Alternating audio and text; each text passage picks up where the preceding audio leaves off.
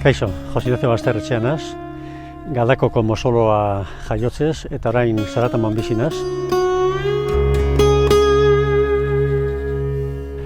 Euskalduna, euskalzalea eta euskaraldiarekin parte batez enamoratuta eta beste parte batez kritikoa. Bueno, euskararen egoera galdetzen da hemen sarritan, ezta? Alde batetik eta bestetik eta eskualdean zer, herrietan zer. Nik gehiago ikusten dut hitz egin beharra harreman personalei buruz. Nik uste dut euskara komunikabide badala eta batez ere persona harremanak eta garatzeko baliagarria jaku.